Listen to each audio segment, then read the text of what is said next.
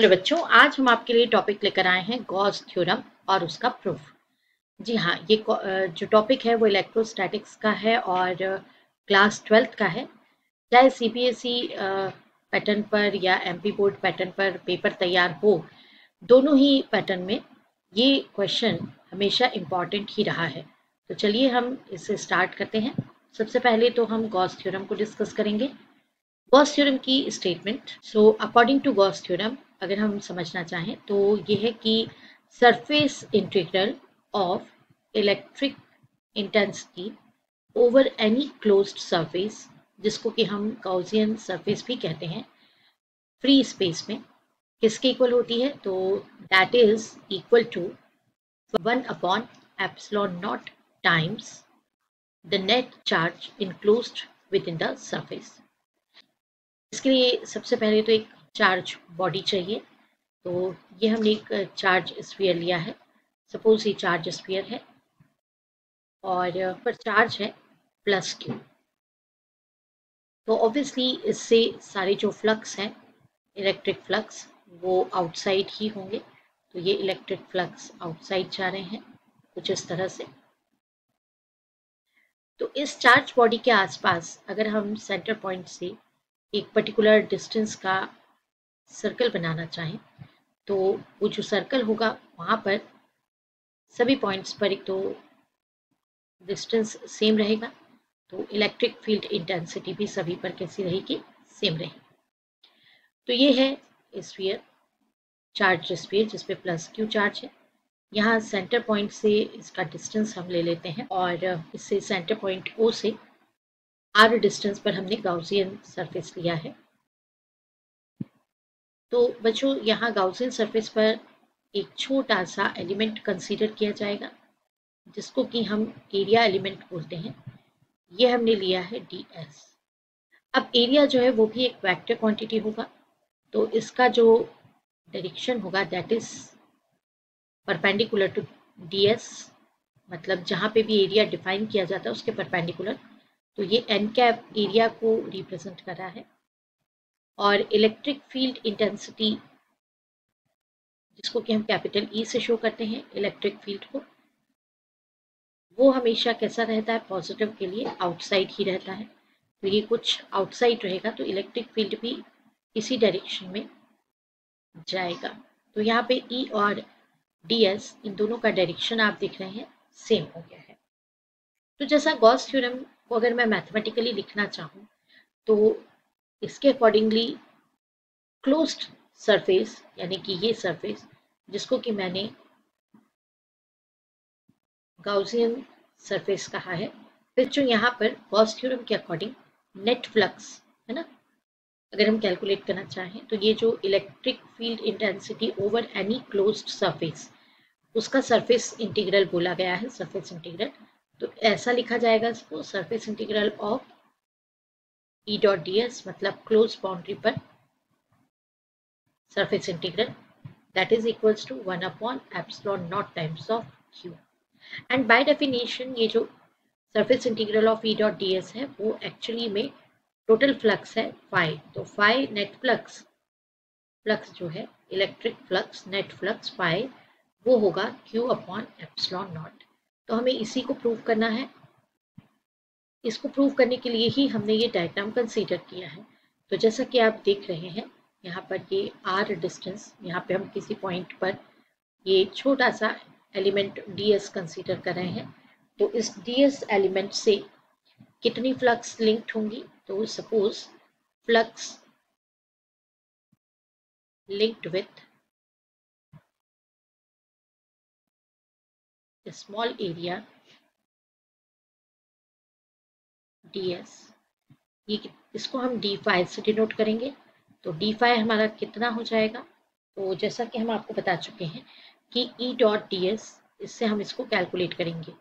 तो ये e dot ds इतना, ये फॉर्मूला है कि छोटी सी एरिया से आपने फ्लक्स कैलकुलेट करना है तो वो इस फॉर्मूला से कैलकुलेट करेंगे। एक्चुअली जो फ्लक्स कैलकुलेशन है, तो फ्लक्स कैलकुलेशन के लिए आप फॉर्मूला यूज करते हैं phi is equals to E dot area, है ना। तो अभी आप स्मॉल एरिया से ले रहे हैं तो ds और एरिया कौन सा है, ds है तो E डॉट ds कर देंगे। तो इसके लिए स्मॉल एरिया से लिंक्ड फ्लक्स को हम d फाई से डिनोट कर रहे हैं। तो अब टोटल फ्लक्स लेना है, वो सबसे पहले तो हम इसको थोड़ा सा सॉल्व कर लें कि D phi is equals to E dot D S. तो डॉट प्रोडक्ट है ये होगा mod of E mod of D S and into cos theta. अब थीटा जो है वो 0 आएगा। वाई? बिकॉज मैं डायग्राम में आपको पहले भी बता चुकी हूँ, देखिए एक बार और, कि ये ई का डायरेक्शन कहाँ है, वो इसी तरफ है, ई का डायरेक्शन इसी तरफ है यहाँ, और एन कैप ये भी इसी तरफ जा रहा है, एन कैप डी एस की डायरेक्शन को रिप्रेजेंट कर रहा है, तो इनकी डायरेक्शन सेम है, तो इसी एंगल जो है वो 0 होगा। तो दैट्स वाई ये कॉस 0 आ गया, और cos 0 1 होता है, तो हम इसे लिख सकते हैं EDS। तो हमारा डी फाई इतना आ गया है। अब डी फाई जो है वो हमने कंसीडर किया है एक बहुत छोटा सा स्मॉल एरिया गाउसियन सरफेस पर। ये गाउसियन सरफेस है, मान लीजिए ये जिस पर हम गाउसियन सरफेस जिस पर हमने स्मॉल एरिया कंसीडर किया है, ये छोटा सा एरिया कंसीडर किया है DS। यहाँ से सेंटर पॉइंट से r डिस्टेंस पर है ये ds एरिया। तो ds एरिया का डायरेक्शन ये, इलेक्ट्रिक फील्ड का डायरेक्शन भी ये, एंगल तो 0। अभी डी फाई इस स्मॉल एरिया से लिंक्ड फ्लक्स डी फाई वो हमने यहाँ कैलकुलेट कर ली है, बट हमें टोटल चाहिए, टोटल सरफेस एरिया पे, ये टोटल सरफेस एरिया, ये गाउसियन सरफेस का ये टोटल, जो कि पर्टिकुलर एक स्फीयर का सरफेस है।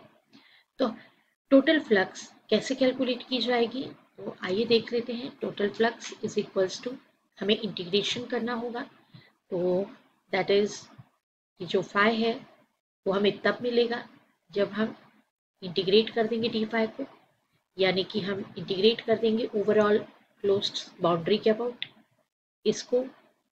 अब डी फाई का वैल्यू कितना है, तो EDS है, तो हम EDS रख देंगे इसका वैल्यू। अब बच्चों सिंस हमें पता है कि जो इलेक्ट्रिक फील्ड का वैल्यू होता है इलेक्ट्रोस्टैट में, इलेक्ट्रिक फील्ड का जो वैल्यू होता है that is equals to 1/4 pi epsilon not into Q upon R square, है ना। एग्जैक्टली इलेक्ट्रिक फील्ड इंटेंसिटी ही है ये। इलेक्ट्रिक फील्ड इंटेंसिटी मतलब coulomb force experienced by unit test charge. तो Q1 Q2 के प्लेस पे, एक Q1 के प्लेस पे तो Q हो जाता है, और Q2 के प्लेस पे 1 हो जाता है ना। तो ये वाला जो वैल्यू है इसे हम इक्वेशन 1 कर देते हैं, और ये वाला जो वैल्यू इसको हम इक्वेशन नंबर 2 कर देते हैं। तो from equation 1 and 2, from equation 1 and 2 value substitute कर दीजिए।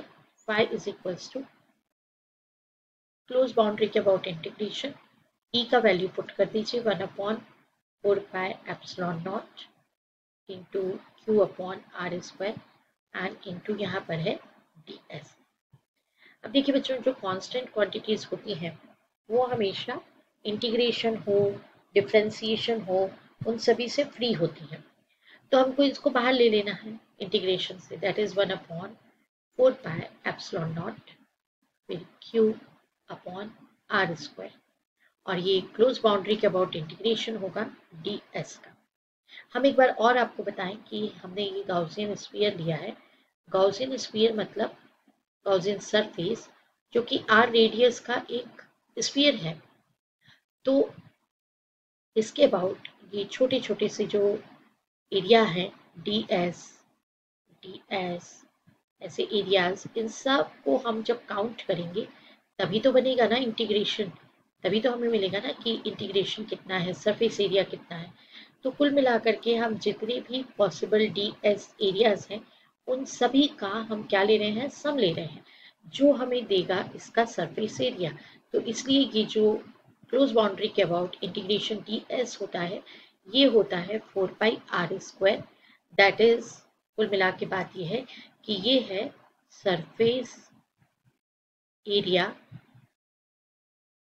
Of Gaussian sphere,